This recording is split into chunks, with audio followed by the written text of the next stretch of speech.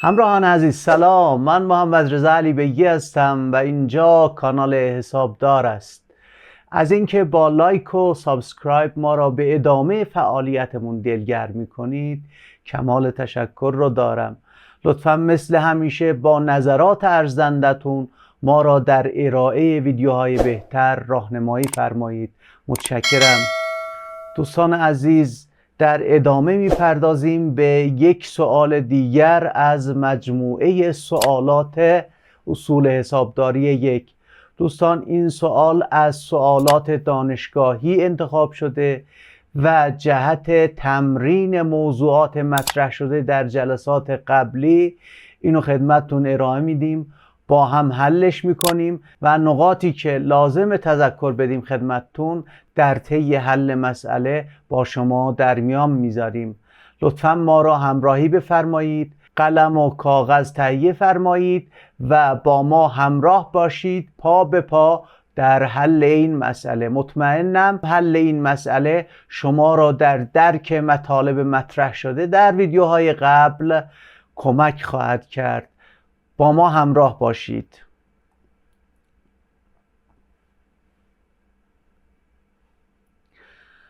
دوستان، مسئله‌ای که خدمتتون ارائه میدیم مربوط به مؤسسه شادی می باشد. من یه بار صورت مسئله رو خدمتتون قرائت میکنم، میخونم و موضوعاتی که لازمه توضیح میدم و میپردازیم به حل مسئله. رویدادهای مالی زیر مربوط به مؤسسه شادی می باشد. همراهان عزیز، ممکنه ما تو حل مسائل به مسائلی برخورد کنیم که در ابتدا یه سری اطلاعات در خصوص حسابها به ما بده. الان تو این مسئله یه سری مانده اولیه در خصوص بخشی از حسابها به ما داده. میگه مانده اول دوره بانک 20 میلیون ریال، ملزومات 2 میلیون ریال و سرمایه 22 میلیون ریال.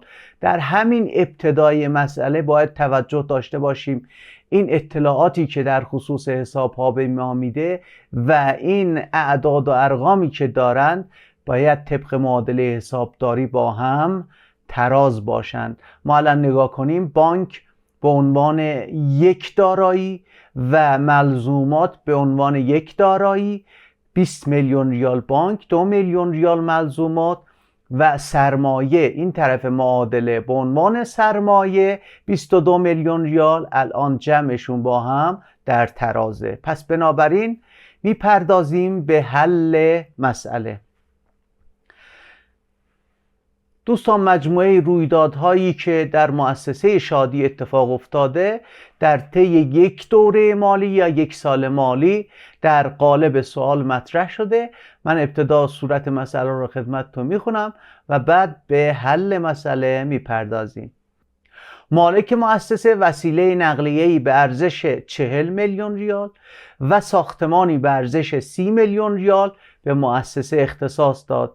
این اتفاق در تاریخ 10 فروردین اتفاق افتاده. 31/1 یا همون 31 فروردین پرداخت بابت بیمه یک ساله ساختمان به مبلغ 600,000 ریال با ارائه چک بانکی.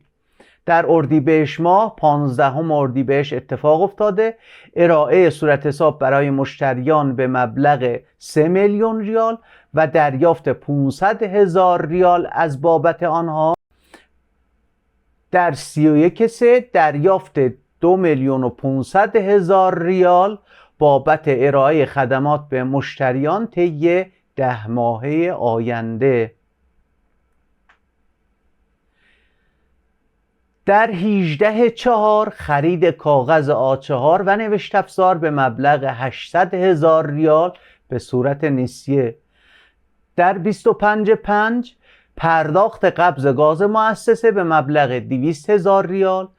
در 30/6 پرداخت قبض تلفن مؤسسه به مبلغ 300,000 ریال و قبض تلفن منزل مالک مؤسسه به مبلغ 25,000 ریال.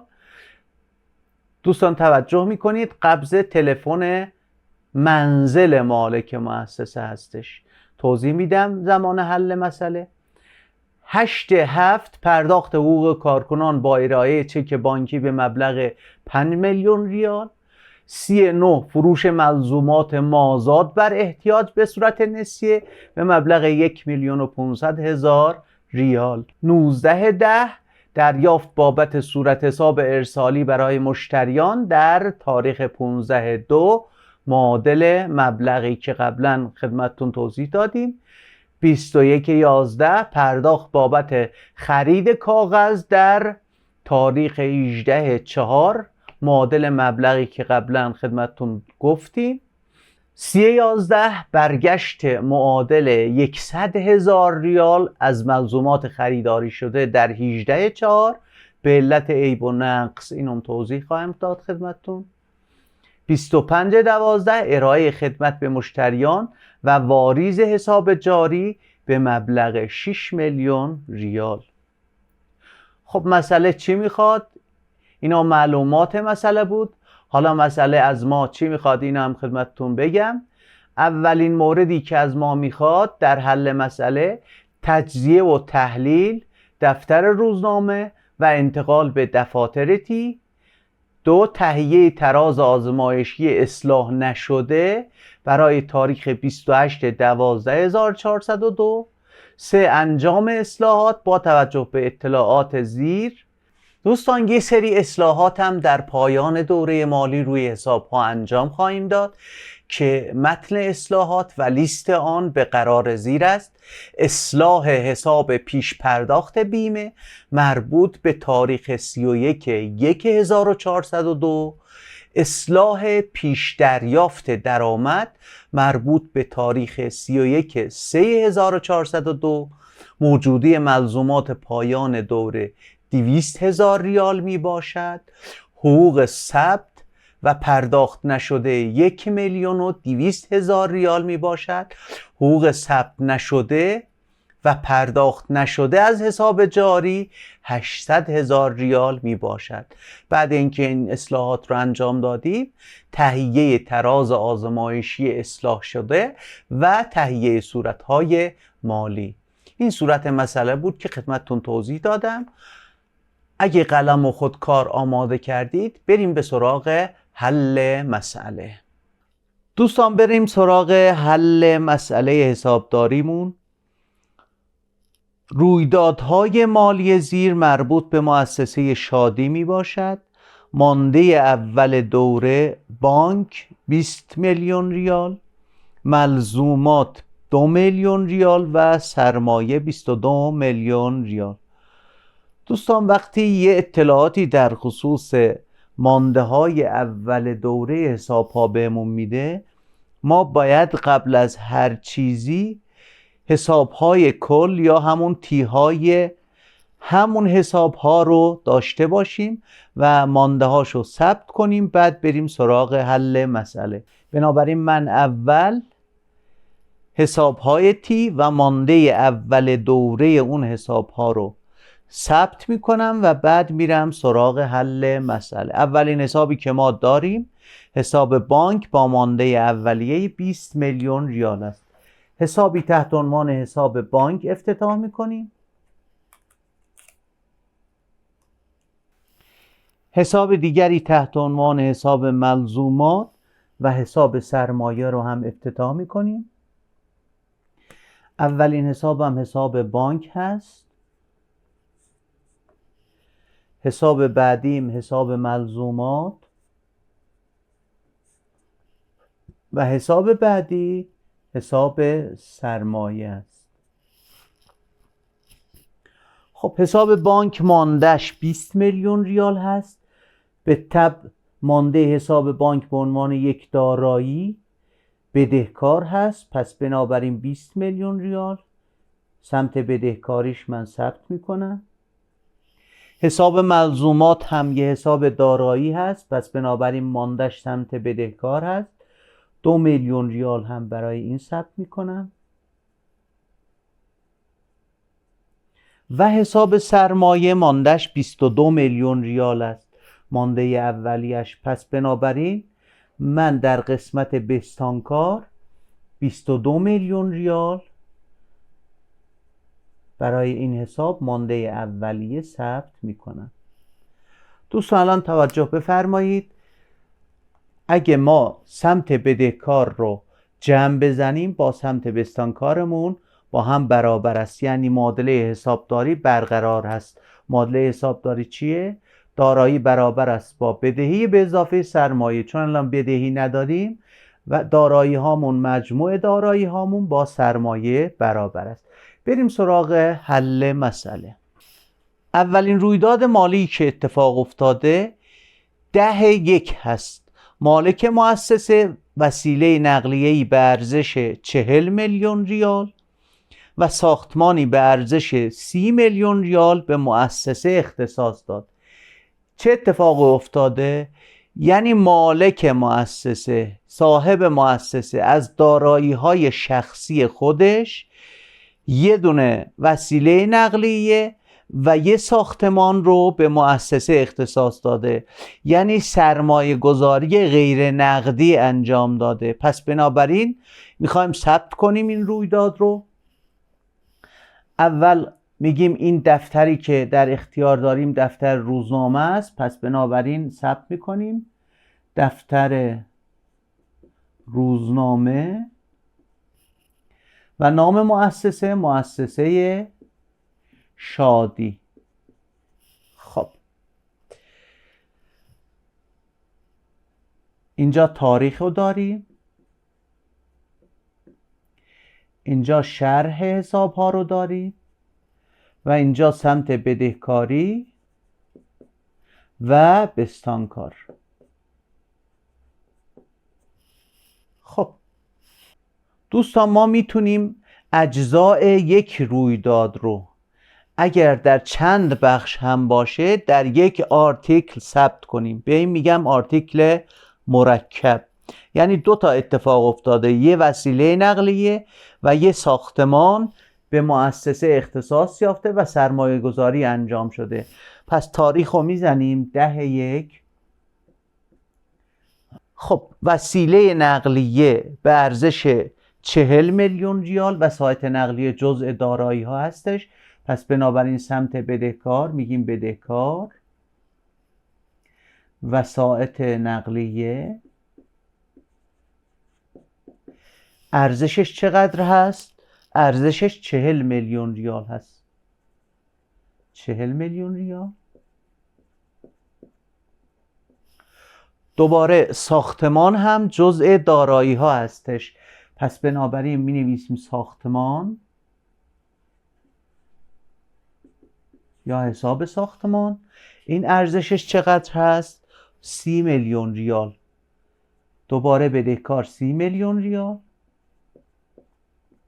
خب مجموع اینها میشه سمت بستانکاریمون. پس بنابراین بستانکار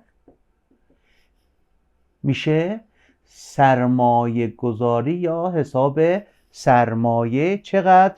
70 میلیون ریال.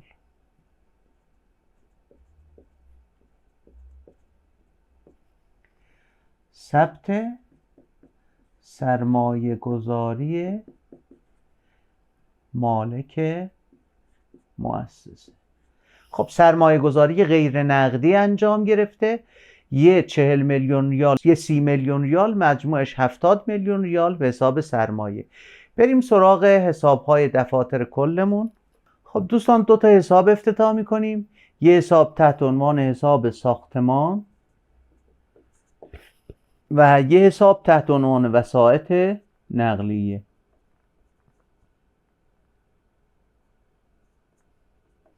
الان رویدادهای دفتر روزنامه رو به دفاتر کل یا حسابهای تیمون انتقال میدیم. می نویسیم وسایط نقلیه 40 میلیون ریال بدهکار، سمت بدهکاریش. عذرخواهی میکنم، وسایط نقلیه 40 میلیون ریال سمت بدهکاریش و حساب ساختمان 30 میلیون ریال سمت بدهکار.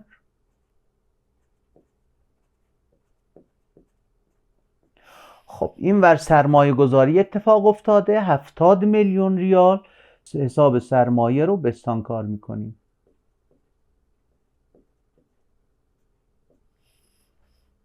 ساختمان 30 میلیون ریال بدهکار، وسایط نقلیه 40 میلیون ریال بدهکار و نهایتاً سرمایه 70 میلیون ریال بستانکار. بریم سراغ رویداد بعدی.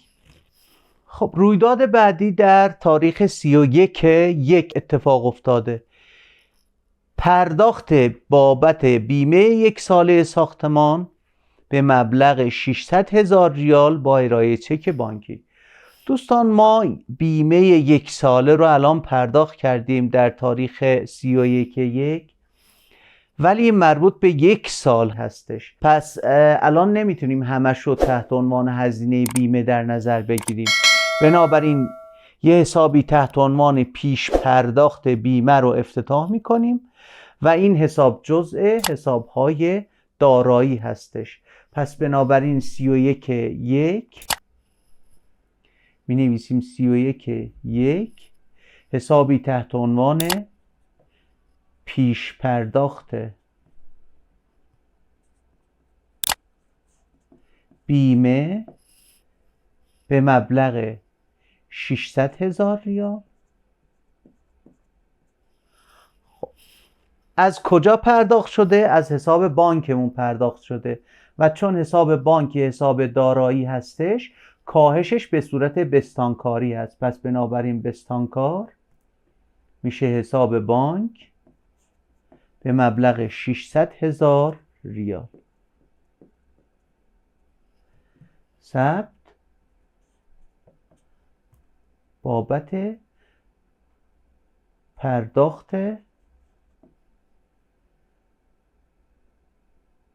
بیمه. خب بریم سراغ حسابهای دفتر کلمون. دوستان یه حسابی تحت عنوان پیش پرداخت بیمه افتتاح میکنیم. پیش پرداخت بیمه. خب گفتیم حساب پیش پرداخت بیمه‌مون 600,000 ریال بدهکار شد و در مقابل چون از حساب بانک پرداخت شده حساب بانکمون 600,000 ریال بستانکار شده است. این هم ثبت حسابهای دفتر کل یا حسابهای تیمون. بریم سراغ رویداد بعدی. رویداد بعدی 15/2 اتفاق افتاده. ارائه صورت حساب برای مشتریان به مبلغ 3 میلیون ریال و دریافت 500,000 ریال از این بابت از آنها.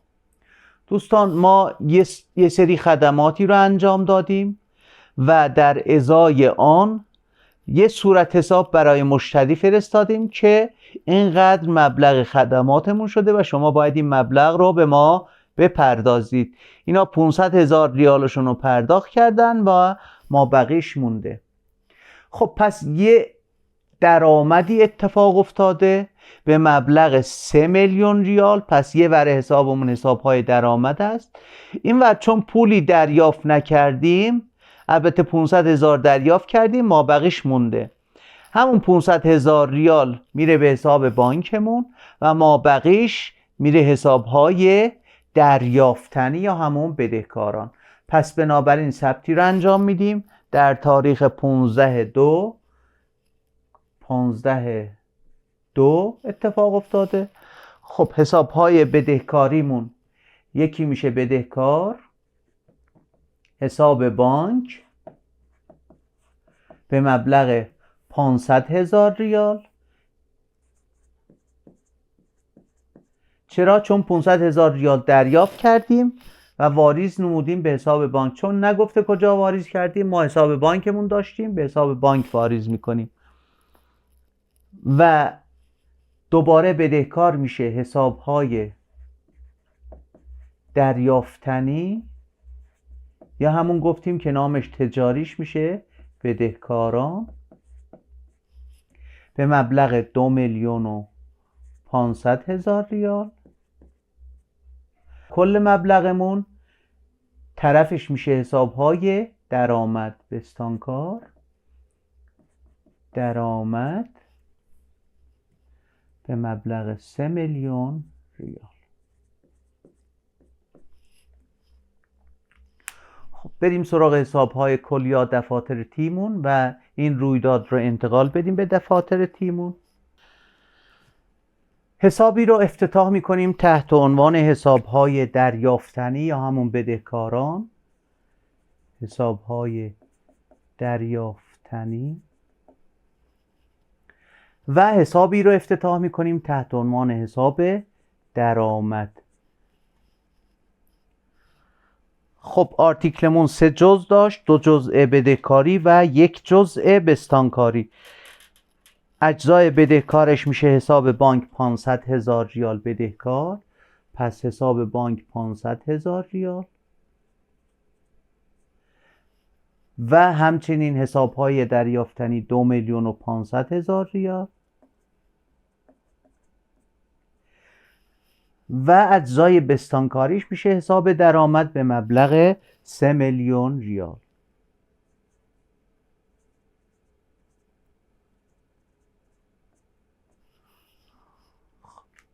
بریم سراغ رویداد بعدی. میریم سراغ رویداد بعدی. رویداد بعدی 31/3 اتفاق افتاده. دریافت 2,500,000 ریال بابت ارائه خدمات به مشتریان طی 10 ماه آینده. دوستان ما از مشتریان یه پولی رو دریافت کردیم که در آینده خدماتی رو بهشون بدیم، پس بنابراین هنوز درآمدمون محقق نشده که بگیم درآمدمون اینقدر شده. این در حقیقت یه پولیه که بابت ارائه خدمات در آینده به مشتری اینو گرفتیم، پس بنابراین این میشه پیش دریافت درآمد. پولی که گرفتیم ریختیم به حساب بانک، پس بنابراین حساب بانکمون میشه بدهکار. می‌نویسیم 31/3 حساب بانکمون بدهکار میشه، بانک یا حساب بانک به مبلغ 2,500,000 ریال.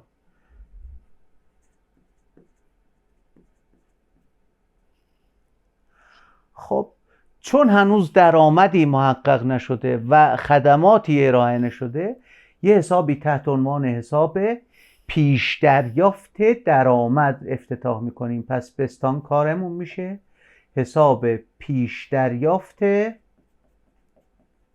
درآمد به مبلغ 2,500,000 ریال. ثبت پیش دریافت درآمد. خب بریم سراغ حسابهای کلمون. خب حسابی افتتاح میکنیم تحت عنوان پیش دریافت درآمد. پیش دریافت درآمد. خب این حساب به مبلغ 2,500,000 ریال باید بستانکار بشه. اول سمت بدهکاریشو می نویسیم، پولی که گرفتیم ریختیم به حساب بانک، پس بنابراین حساب بانک 2,500,000 ریال میشه بدهکار و حساب پیش دریافت درآمدمون 2,500,000 ریال بستانکار. رویداد بعدی که اتفاق افتاده در تاریخ 18/4 اتفاق افتاده. خرید کاغذ A4 و نوشت افزار به مبلغ 800,000 ریال به صورت نسیه. پس ثبت تاریخ رو انجام میدیم 18/4. دوستان یه سری نوشت افزار و کاغذ خریدیم به صورت نسیه، پولی پرداخت نکردیم. اولا کاغذ و نوشت افزار تحت عنوان ملزومات مطرح میشه، پس حساب بدهکاریمون میشه حساب ملزومات به مبلغ 800,000 ریال بدهکار و چون پولی پرداخت نکردیم حسابهای پرداختنی یا همون بستانکارانمون میشه بستانکار. پس بستانکار حسابهای پرداختنی یا همون بستانکاران 800,000 ریال بستانکار. ثبت خرید نسیه ملزومات. خب بریم سراغ حسابهای کلمون. دوستان ما قبلا حساب ملزومات رو داشتیم، پس بنابراین می نویسیم حساب ملزومات 800,000 ریال بدهکار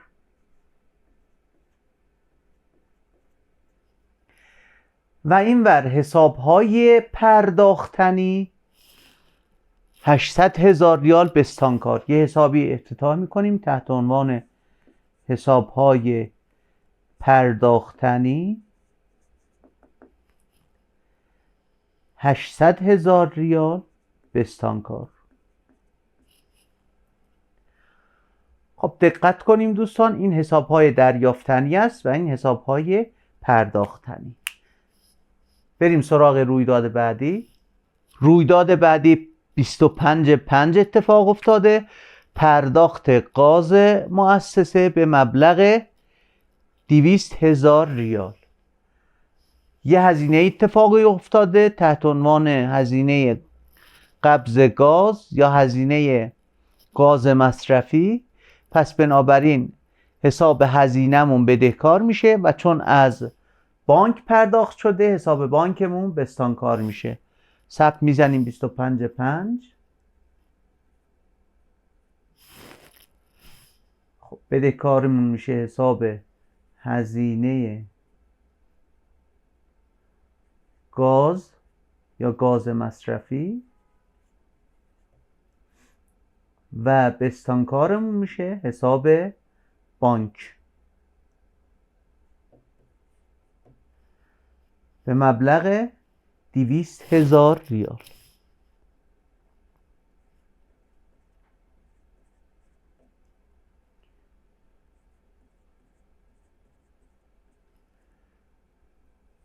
ثبت پرداخت صورت حساب گاز. خب بریم سراغ دفاتر کلمون. حسابی رو افتتاح میکنیم تحت عنوان حساب هزینه گاز. پس بنابراین هزینه گاز مؤسسه 200,000 ریاله که ثبت میکنیم. از اون ور چون از بانک پرداخت شده 200,000 ریال بستانکار میشه.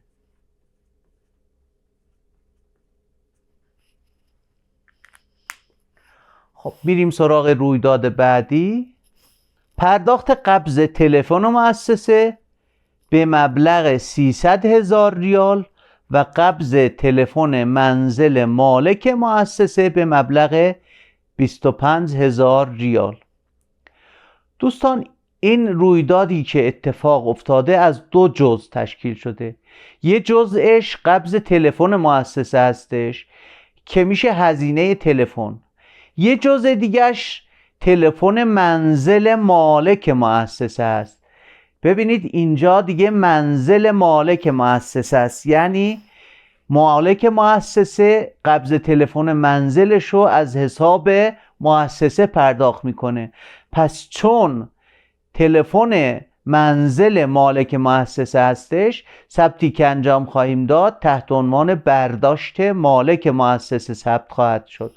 پس بنابراین ثبت رو انجام میدیم، می نویسیم 36 اتفاق افتاده. خب چه اتفاقی افتاده؟ یه پرداخت قبض تلفن هستش، میشه هزینه تلفن. این مال مؤسسه هستش، پس بنابراین هزینه هستش و ثبت میکنیم هزینه تلفن به مبلغ 300,000 ریال.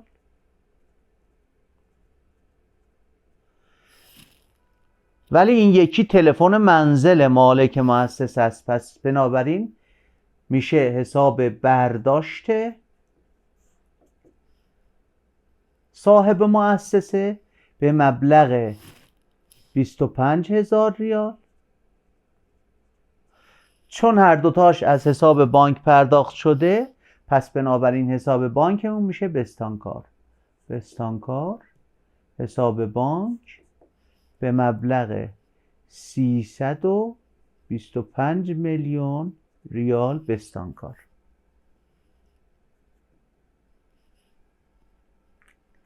خب بریم سراغ دفاتر کلمون.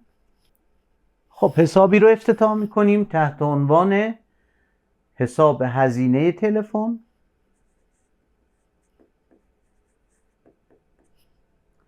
به مبلغ 300,000 ریال بدهکار و حساب دیگری افتتاح میکنیم تحت عنوان حساب برداشت.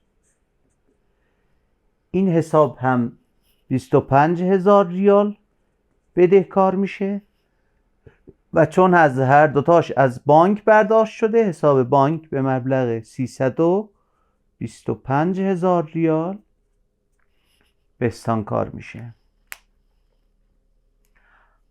خب میریم سراغ رویداد بعدی.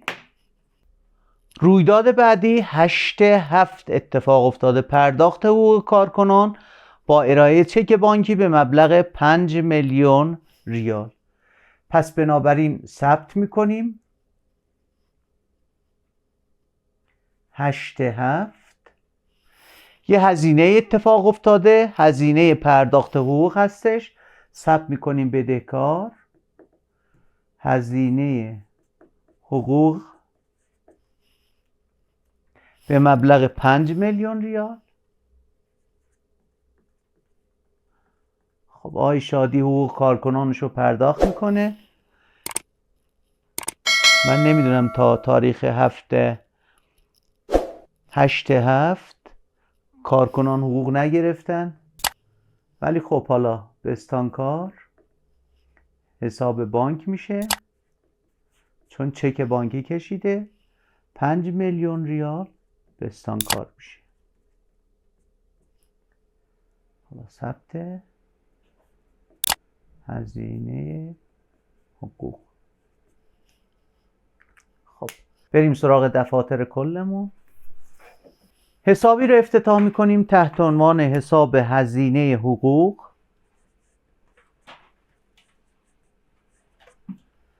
به مبلغ 5 میلیون ریال بدهکار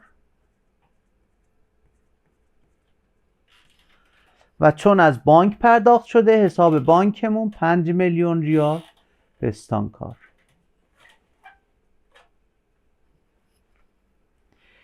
میریم سراغ رویداد بعدی. خب رویداد بعدیمون در تاریخ 30/9 اتفاق افتاده. فروش ملزومات مازاد بر احتیاج به طور نسیه به مبلغ 1,500,000 ریال. دوستان ما یه سری ملزومات داشتیم که بلا استفاده مانده بود، اینا رو فروختیم به مبلغ 1,500,000 ریال، ولی به صورت نقدی نفروختیم و نسیه فروختیم. ثبتی رو انجام میدیم 30/9.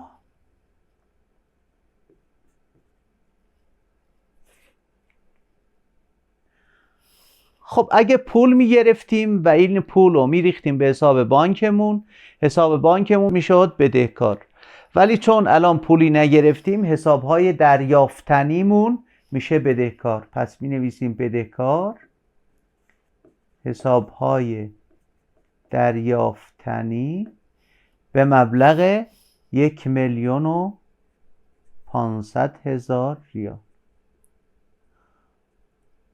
خب از اون ور یه دارایی دیگه‌مون کم شده، ملزومات کم شده.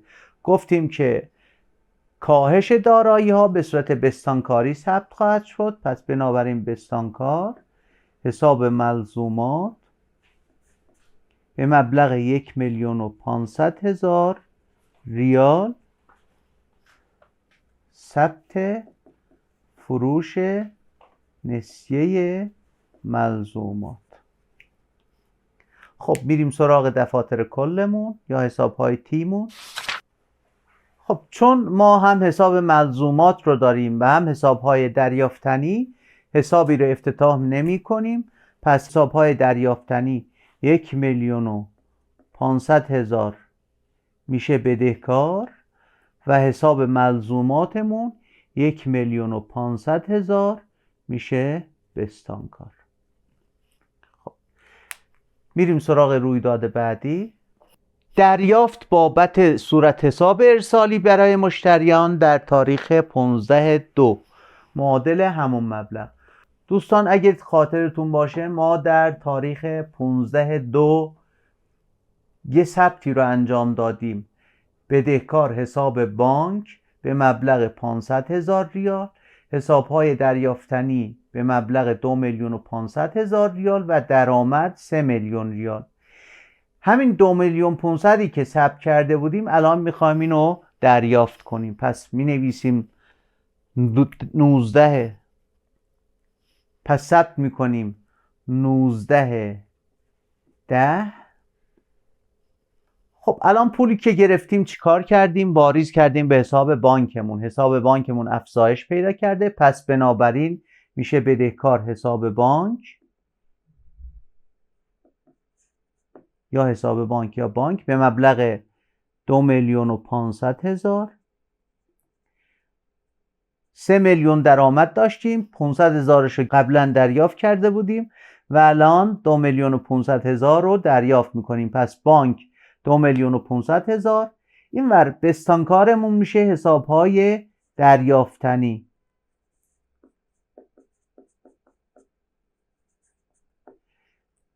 حسابهای دریافتنی گفتیم جزء حسابهای دارایی هستش و کاهشش به صورت بستانکار میشه. پس بنابراین 2,500,000 میشه بستانکار. ثبت وجه درآمد مورخه 15/2. خب میریم سراغ دفاتر کلمون. این ثبتی که انجام دادیم انتقال میدیم به دفاتر کل. خب دوستان پول رو دریافت کردیم و حساب بانک ریختیم. پس بنابراین حساب بانکمون 2,500,000 میشه بدهکار. این ور حسابهای دریافتنیمون میشه 2,500,000 بستانکار. همین 2,500,000 که قبلا بدهکارش کرده بودیم الان شد بستانکار. خب بریم سراغ رویداد بعدی. خب رویداد بعدی 21/11 اتفاق افتاده.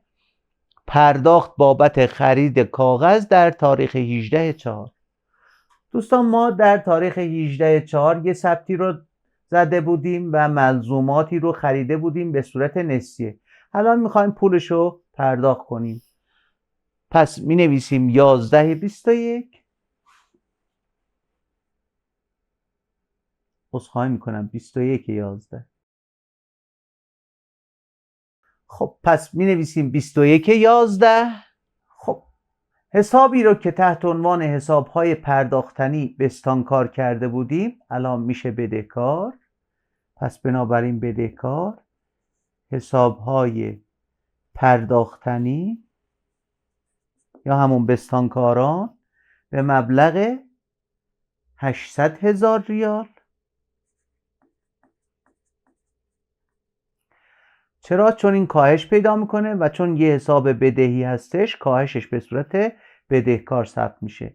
اینور پولی که پرداخت کردیم از بانک پرداخت میکنیم. پس بنابراین بانک یه حساب دارایی کاهشش به صورت بستانکاری ثبت میشه. پس بستانکار میشه حساب بانک به مبلغ 800,000 ریال. ثبت پرداخت وجه خرید 18/4. خب بریم سراغ دفاتر کلمون. خب پس گفتیم حسابهای پرداختنی 800,000 بدهکار و حساب بانکمون 800,000 بستانکار.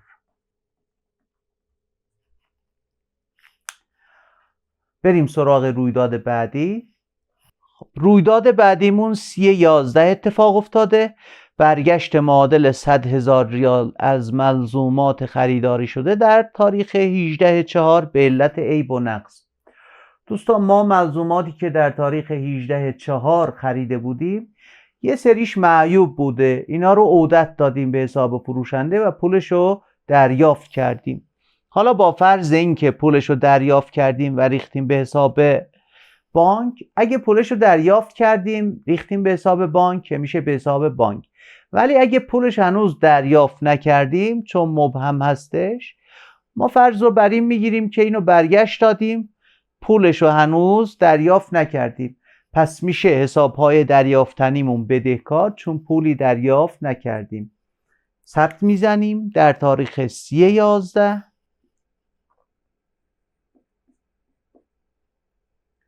بدهکارمون میشه حسابهای دریافتنی یا همون بدهکاران به مبلغ 100,000 ریال.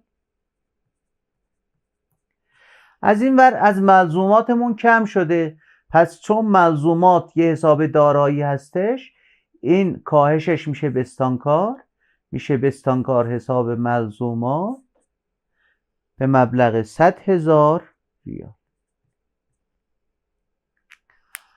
خب اینا رو میبریم به حسابهای تی یا دفاتر کلمون. خب گفتیم حسابهای دریافتنیمون 100,000 ریال بدهکار میشه و اینور حساب ملزوماتمون 100,000 ریال بستانکار میشه.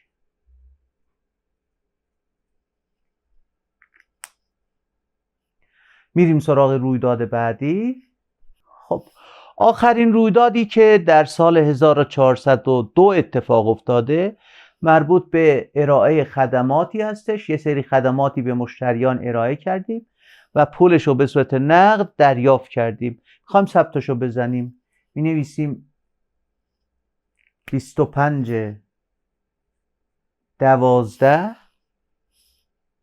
خب دوستان پولش رو دریافت کردیم و ریختیم به حساب بانکمون. حساب بانکمون افزایش پیدا کرده چون حساب دارایی هستش، پس بدهکارمون میشه حساب بانک به مبلغ 6 میلیون ریال بدهکار. خب از این ور این پولی که دریافت کردیم از بابت درآمدی بود که حاصل شده، پس بنابراین بستانکارمون میشه حساب درآمد 6 میلیون ریال بستانکار. خب ثبت بابت یا ثبت ارائه خدمات. خب اینا رو میبریم به حسابهای دفاتر کلمون و حسابهای تیمون ثبت میکنیم. خب حساب بانکمون 6 میلیون ریال شده بدهکار و حساب درآمدمون 6 میلیون ریال میشه بستانکار. هر دوتا حساب رو داشتیم و حسابی رو افتتاح نکردیم. دوستان رویدادهایی که مسئله گفته بود الان ما ثبتش کردیم در دفاتر روزنامه و انتقالش دادیم به دفاتر کل. بریم ببینیم چی میخواد بعدن. خب گفته تجزیه و تحلیل کنید. تجزیه تحلیل کردیم. دفاتر روزنامه‌ش رو تهیه کنید. دفاتر روزنامه رو تهیه کردیم، ثبتش کردیم و انتقال به دفاتر تی و به دفاتر تیمون انتقال دادیم. حالا میگه چی؟ تهیه تراز آزمایشی اصلاح نشده برای تاریخ منتهی به 28/12/1402. حساب هامون رو در اختیار داریم. میگه برای من تهیه تراز آزمایشی رو انجام بدید و یه تراز آزمایشی تهیه کنید. این تراز آزمایشی بهمون کمک میکنه که بفهمیم آیا ثبت هایی که انجام دادیم درست بوده و انتقالاتی که به دفاتر تیمون یا دفاتر کلمون انجام دادیم آیا درست بوده یا خیر. دوستان برای اینکه تراز آزمایشی رو تهیه کنیم حتما باید به ماندگیری حساب ها بپردازیم. پس اول حساب ها رو ماندگیری میکنیم و بعد میریم سراغ تراز آزمایشی. خب بریم سراغ ماندگیری حساب های کلمون. دوستان بریم سراغ ماندگیری دفاتر کلمون. حساب بانک رو ماندگیری میکنیم. یه خطی آخر ثبت هامون میکشیم. حساب ملزوماتمون هم همینجور، حساب سرمایه، حسابهای دریافتنی و حسابهای پرداختنی. خب دوستان، حساب بانک رو ماندگیریش رو انجام میدیم، سمت بدهکاری و بستانکاریش رو جمع میزنیم و جمعش رو ثبت میکنیم، ببینیم ماندهش چقدر میشه و کجا تشکیل میشه. دوستان، جمع اقلام بدهکار بانکمون شد 31,500,000 و جمع اقلام بستانکاریمون شد 6,925,000. خب اگه اینا رو بالانس کنیم ماندهش میشه به مبلغ 24,575,000. دوستان برای اینکه تداخل نشه من اینو اینور می نویسم 24,575,000. خب چون سمت بدهکاری تشکیل شد پس مانده بانک بدهکار هستش. میریم سراغ ملزومات. 2,800,000 ریال سمت بدهکاریش میشه، سمت بستانکاریش میشه 1,600,000 و مانده نهاییش میشه 1,200,000. حساب سرمایه میشه 92 میلیون ریال. حسابهای دریافتنی اقلام سمت بدهکاریش میشه 4,100,000 و اقلام سمت بستانکاریش میشه 2,500,000 و مانده نهاییش میشه 1,600,000.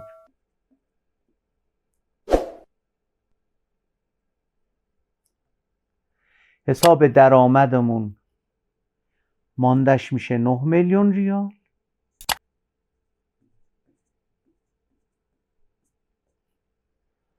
حساب درآمدمون ماندش میشه 9 میلیون ریال. حسابهای پرداختنیمون 800,000 ریال سمت بدهکاریش و 800,000 ریال سمت بستانکاریش. مانده نهاییش میشه 0. بسته میشه. دوستان و همراهان عزیز، با توجه به اینکه حل کامل مسئله به دلیل محدودیت زمانی ویدئوها در یک برنامه و در یک بخش امکان پذیر نشد، دعوت میکنم جهت حل ادامه مسئله در ویدیوی بعدی با ما همراه باشید. لایک و کامنت و سابسکرایب یادتون نره. تا دیدار بعدی، خدا نگهدار.